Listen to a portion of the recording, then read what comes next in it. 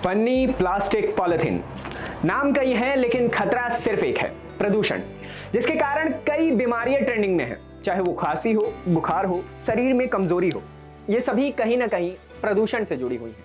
वो पुराने दिन, वो सुहाने दिन, आशिकाने दिन, होश की नमी में भीगे वो पुराने दिन, वो पुराने दिन, आशिकाने दिन, दिन गुजर गए। अरे बंद काहे कर दिए? अच्छा नहीं कर रहे हैं कौनो बवाल, तो शुरू करें? ठीक है, तो शुरू करते हैं।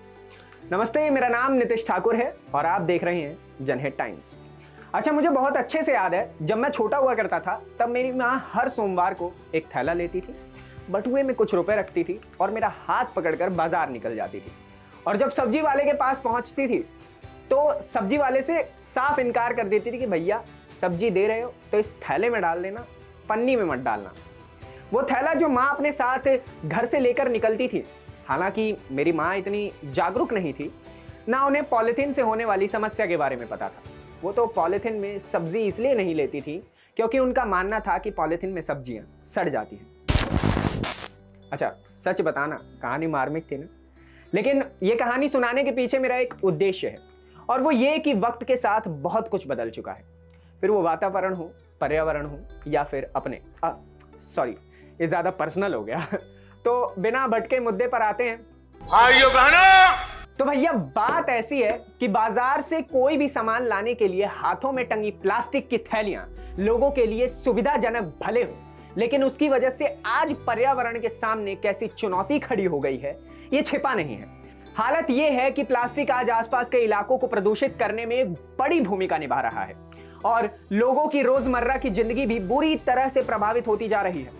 ये तब है जब बीते काफी समय से पॉलिथीन की थैलियों के चलते होने वाले प्रदूषण से पर्यावरण के सामने कई नई चुनौतियां खड़ी हो चुकी हैं और इससे आम लोग भी परेशान हैं। अच्छा, हमको सिखा रिया है? जी हाँ, अंदाजा इससे लगाया जा सकता है कि इससे पैदा होने वाली भावी संकट के मद्देनजर सरकार की ओर से एकल इस्तेमाल वाली प्लास्टिक की थैलियों पर पाबंदी लगाने को लेकर सख्त कदम उठाए गए हैं, मगर आज भी इसका इस्तेमाल बंद करने के प्रति अपेक्षित जागरूकता पैदा नहीं हो सकी है। यह बेवजह नहीं है कि लोगों को आज भी प्लास्टिक की थैलियों में कोई सामान लाने में हिचक महसूस ही नहीं होती है, जबकि एक एक करके जमा होने वाली ये थैलियां प्रदूषण के सबसे बड़े कारकों में से एक बन चुकी है। गौरतलब है कि करीब 2 महीने पहले सरकार ने देश भर में एकल प्रयोग वाले प्लास्टिक पर पूरी तरह रोक लगा दी। इसके बावजूद अमूमन हर जगह इसका इस्तेमाल जारी है। दुकानदार ऐसी थैलियों में लोगों को सामान देते हैं और आम लोग बिना किसी सवाल या हिचक के इन थैलियों में कोई वस्तु लेकर घर आ जाते हैं। और इसी मुद्दे पर हमने ग्राउंड रिपोर्ट भी की है, जिसका लिंक कमेंट बॉक्स में पिन कर दिया गया है, तो आप उसे वहां से देख सकते हैं। बता दें कि खुद केंद्रीय पर्यावरण मंत्रालय की एक ताजा रिपोर्ट के मुताबिक रोक के बावजूद देश में सार्वजनिक जगहों पर सबसे ज्यादा एकल इस्तेमाल वाले प्लास्टिक का लोग प्रयोग कर रहे हैं। हालांकि जुलाई और अगस्त महीने में देश भर में एकल इस्तेमाल वाले प्लास्टिक पर रोक का उल्लंघन करने के आरोप में 92,000 से ज्यादा लोगों से जुर्माना वसूला गया, मगर इसका असर जमीन पर कितना पड़ा है वो आमतौर पर हर जगह देखा जा सकता है। नया कानून लागू होने के बाद देश भर में पर्यावरण मंत्रालय और स्थानीय निकायों की जांच टीमों ने खास तौर पर हवाई अड्डों, रेलवे स्टेशनों और बस अड्डों को इसके लिए चिन्हित किया और इनमें से एक बस अड्डे पर इसका सबसे ज्यादा उल्लंघन पाया गया। इसके अलावा रिहायशी बस्तियों की दुकानों और बाजारों में इसका इस्तेमाल आज भी आम है। यह समझना मुश्किल है कि एकल इस्तेमाल वाले प्लास्टिक के खतरों को जानते समझते हुए भी लोग इसके प्रयोग से बचने की कोशिश क्यों नहीं करते। एक दौर था जब लोग अगर कुछ खरीदारी करने के लिए दुकान पर या बाजार में जाते थे तो अपने घर से कपड़े के या कोई अन्य थैले लेकर जाते थे।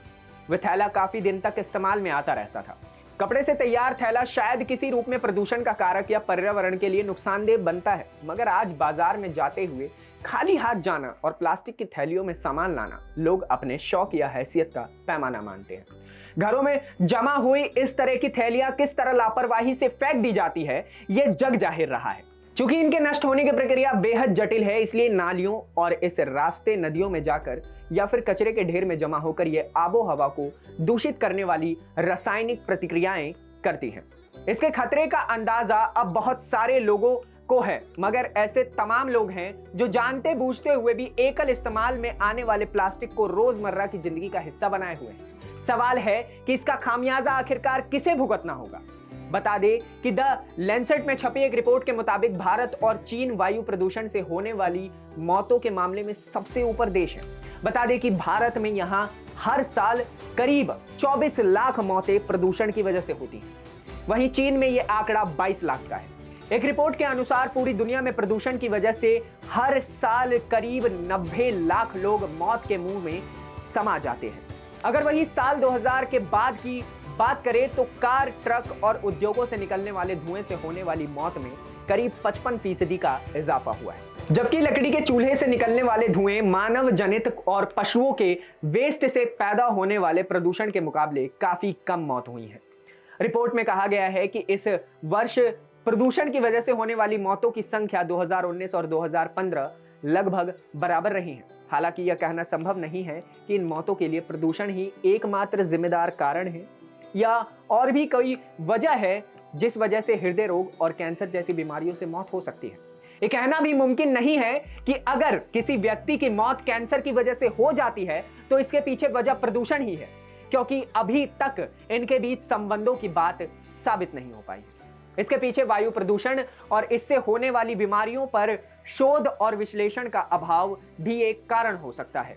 अब सवाल यह उठता है कि क्या प्रदूषण कम होता तो भारत में हर साल होने वाली 24 लाख मौतों को रोका जा सकता था। तो भैया ऐसा है कि वास्तव में वायु प्रदूषण के कारण होने वाली मौतों को रोकना संभव है, लेकिन तभी जब हम सभी प्रकार के प्रदूषण और उनसे होने वाली मौतों के बीच संबंधों को स्थापित कर सके। बता दें कि बायोमास के संपर्क में आने के कारण होने वाली क्रॉनिक ऑब्स्ट्रक्टिव पल्मोनरी डिजीज यानी COPD पूरी दुनिया में मौत का दूसरा कारण है, और COPD का लकड़ी के चूल्हे और सिगड़ी से निकलने वाले धुएं से मजबूत नाता है। यही वजह है कि बीते कुछ सालों से सरकारी एजेंसियां LPG के इस्तेमाल पर जोर दे रही हैं और इसे बढ़ावा देने के लिए कई कार्यक्रम लेकर आई। वास्तव में अगर हमें शरीर पर पड़ने वाले प्रदूषण के दुष्प्रभावों से मुकाबला करना है तो इस तरह के कार्यक्रमों की आवश्यकता है, लेकिन अगर हमें इसके नुकसान को कम करना है तो प्रदूषण और बीमारी के बीच संबंधों को तय करना होगा। वैसे तो मुद्दा काफी गंभीर है, लेकिन सोचने वाली बात यह है कि क्या लोग भी गंभीर हैं। अब आप हमें कमेंट सेक्शन में यह बताएंगे कि क्या आप पॉलिथीन बैन को लेकर के गंभीर हैं और क्या आप अब से पॉलिथीन यूज करना बंद कर देंगे। हमें कमेंट सेक्शन में बताइएगा और अपने आसपास के लोगों को भी जागरूक करो, बहुत जरूरी है भाई। आज के लिए बस इतना ही, मिलते हैं अगली वीडियो में, तब तक के लिए दीजिए इजाजत। धन्यवाद, नमस्कार।